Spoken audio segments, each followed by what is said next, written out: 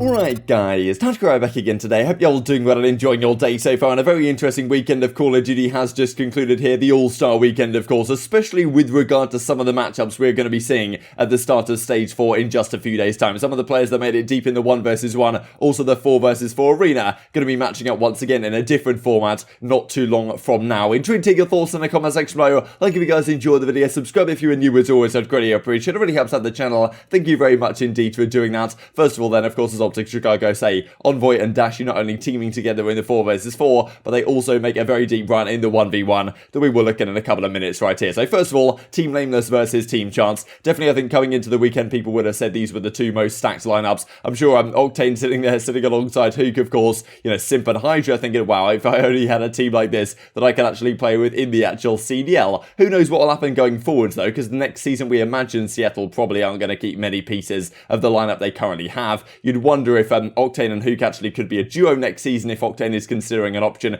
to Los Angeles Thieves if they do want to go down that direction. But of course, many things could still change between now and then. But Hydra and Co on the Team Nameless squad, they do get the job done here on Raid Hardpoint in the game 1. But Chance and Co, they bounce back. You can see here, well, Envoy and Dashy here teaming alongside each other, alongside aBeZy also and Method. So pretty stacked squad, especially when you consider that aBeZy, Envoy and Dashy all made it to the semi-finals of the 1 versus 1, if not further than that. And the Method is sitting here as well, right? And pretty impressive for Methods. Of course, this championship isn't really a championship, doesn't really mean too much at the end of the day, but still pretty cool the fact that Method isn't even in the league right now, understandably so right on the bench of the Ultra, given the fact that, well, how good Ultra have been so far this season since they got rid of Methods. But still, of course, he wants to get back into a starting team somewhere. I wonder what teams could potentially accommodate a guy like Methods, right? It's somewhat tough to say. Of course, some teams have been swapping out their main assault rifles like there's no tomorrow, so okay, maybe there is some options there somewhere, but with potentially no expansion coming into play, it's somewhat difficult to see exactly where Methods could slot in, but fair play given the fact that he's not even on the starting team in the CDL and still manages to take home the W here in this, well, this kind of all-star fun little 4 versus 4 tourney. As he says, right, I'm getting ghosted.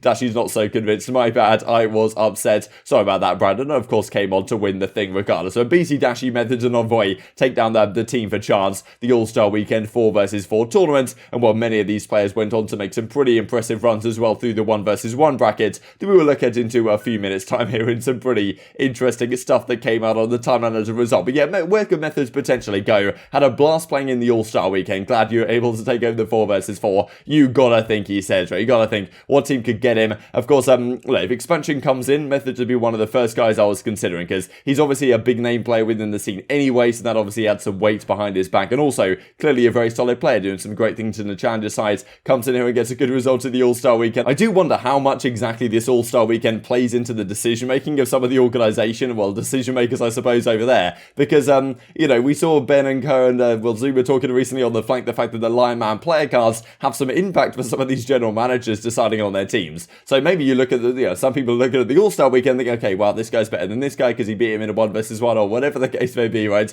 It's yeah, difficult to say to some degree, but still pretty interesting. You never really know who's well, calling the shots, let's just say, over at some of these organizations. But as Adam Adamu says here from the Toronto Ultra side, this is pretty cool to see, right? He's discussing the fact that Nameless was like, look, Methods isn't on a team, but of course not on a starting spot. But as he says, Methods is cracked, should be a starter on most teams in this league. Great guy too. I'd much prefer to keep him with us, of course, over at the Ultra, but you know, we know how badly he wants to be a starter. We've always told him we would accommodate him if he can go elsewhere. He's been a great member of our team, but we'll do what is right for him. So whether Methods can find a spot elsewhere in the league, you'd imagine probably from next season at the very earliest, then well, we'll have to stay tuned for that one. Certainly, you gotta think that maybe other teams should be better in his line. This then from OpTic Chicago. So in the 1 versus 1 side of things, Dashy gets through to the semis, taking down Hydra. Then Envoy beats Simp as well to go all the way to, well, the semi-finals at the very least. But then unfortunately on the other side of the bracket for the OpTic guys, it was aBeZy. I think the OpTic guys were thinking, okay, maybe it's finally an opportunity to get a kind of championship under our belt. I suppose this season it's been obviously a tough time for them so far, but pretty cool to see these 1v1s go in the distance, to be honest. It's always maybe not so much trash talk there was between the players this year that we've seen maybe last year where they did it in Modern Warfare. That was pretty fun. I think, you know, the fact that there's no Claystar and there was no Cellium, unfortunately, made things a little bit less entertaining than potentially it could have been. As Dashy says, you know, I got you. I mean, grow snipes, kids. I peeped that. So Envoy had some nice snipes in some of these matches they're playing for the quarterfinals onwards. What they know about this teamwork, of course, because they just won the 4 versus 4 as well. This I thought was also kind of funny from Zuma, right? So aBeZy played Standy in the bracket as well. And I think, well, Standy says in reply, we said GG's and I said good luck. I think the production cut the sound out too early. exactly, but well, maybe it sounded like, from the viewer's perspective, that aBeZy and Standy didn't say anything to each other after the game concluded. Kind of maybe some beef going on, but Zuma says time to get an emergency flag underway for this one. So this is how the bracket was looking right here. So Dashy makes his way past inside, Hydra gets through Shotzzy, then we've got Envoy and aBeZy on the other side of things, and aBeZy made an absolute charge. I'm pretty sure the only map he lost this entire tourney was just Scraps in the very first round, so fair play to Scraps actually taking one off of him. This was then the semi-finals between Dashy and Hydra. This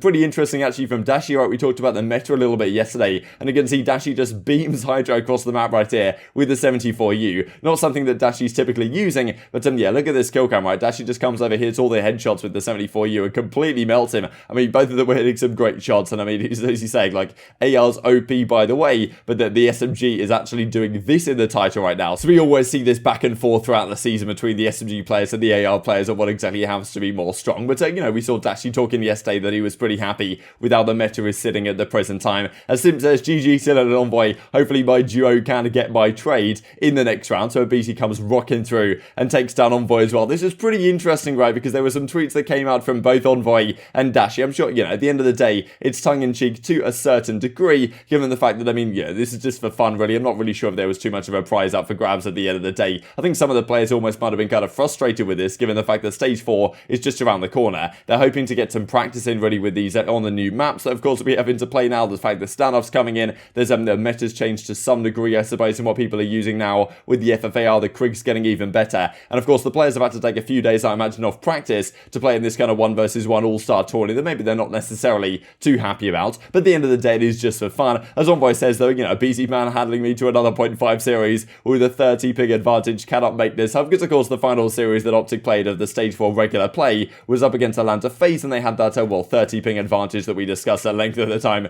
that OpTic were not particularly happy about. And, of course, they got 3-0 in that series. I'm pretty sure Envoy dropped the lowest KD in the league at that point, like a 0.42 or something in that series, so wasn't exactly pretty. And then, for whatever reason, they also play these games on maybe an Atlanta server or something, and aBeZy also had a ping advantage in these 1v1s. If there's an arena where a ping advantage probably is going to make a pretty significant difference, it would be in an arena like this, right? So yeah, maybe Envoy not necessarily too happy about not thinking he had a fair chance. And well, as Dashy says, tried getting my bros trade in the finals. We got 2-pieced, got you next time, dog, at Dylan Envoy. So aBeZy rolls through the bracket and takes down the victory at the end of the day. Too easy for aBeZy. And this is pretty interesting, because yes, it's just a 1v1 tournament. Doesn't really matter too much. And a lot of the time it's relatively 50-50 between pros of this caliber, depending on who wins. But you look last year, and Cellium took down the victory. This year it's aBeZy, and of course the teams, some of the players in the grand finals, you got Dashy up there, you got Envoy up there, some of these really talented top tier Call of Duty players. That of course, there is some difference in skill gap within the league, right? There's no doubt about that. But it's just pretty interesting to see some of the players that do tend to come out to the fore on a regular basis, and scary to see some of the FaZe guys getting the job done once again. But Dashy does a similar tweet actually to what Envoy just did.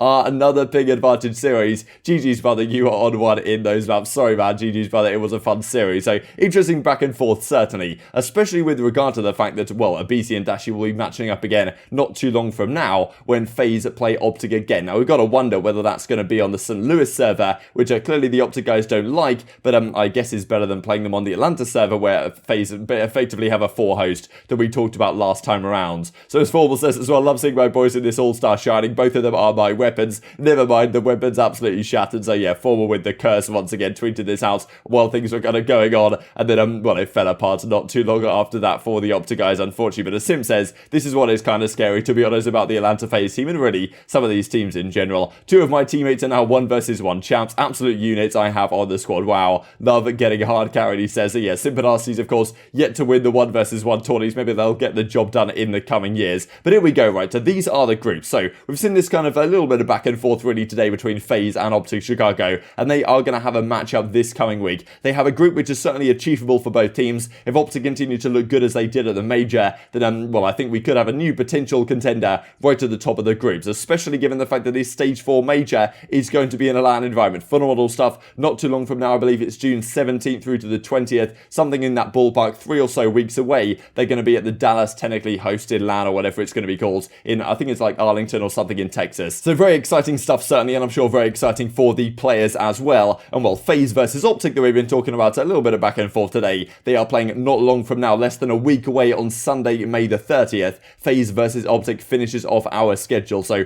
really cool to see. This is actually technically the OpTic Chicago Chicago hosted home series as well here at Stage 4, Week 1 of the CDL for Stage 4. Incredible scenes. Intrigued to hear your thoughts on all this stuff in the comment section, right? What do you think about these matches? Did you find it pretty entertaining? I think nothing is kind of interesting. I'm surprised I didn't see maybe more complaints on the timeline about the players having to take time off practice, but yeah, I suppose it is what it is. It's a contractual obligation at the end of the day with the CDL. I guess some players can step out of it as well, because you'd imagine Scump would have been in there as an all-star if he'd have wanted to do so, but I guess they have the choice to step out if they want to. But of course there's certain players that come in from certain teams regardless, so you're probably not going to get great practice throughout the weekend regardless of how the situation does transpire. But I'm also intrigued to see over the coming days the fact that maybe they have had to take a couple of days off practice to play in these tournaments, or at least not practice as much as they would have liked to. When are we going to get the announcement onto exactly where standoff is going to be in this rotation, right? Because typically before the season starts or before the stage starts, we see the CDL comes out and say, okay, yeah, this is the map set changes that we're going to be having. I wonder when the deadline is they've given the pros to say to them, yeah, okay, we're playing standoff for Harpoon, we're playing standoff for Surge. Are we playing it for Control? Who really knows right now? What are the teams thinking about the meta? It's somewhat tough to say, and given the fact that they've had a couple of days off practice, might mean that's a little bit delayed in coming to the decision. So I guess we'll have to stay tuned and well, you guys know I'll update you when we do know anything. But intrigued to take your thoughts in the comment section below. Hope you guys enjoyed the video. If you did enjoy it, I'd greatly appreciate a like on the video. It really helps out the YouTube because I know you enjoyed this content. Other people like you may enjoy this content as well, and I'm growing the competitive Call of Duty community. Thank you for watching as always. Take care,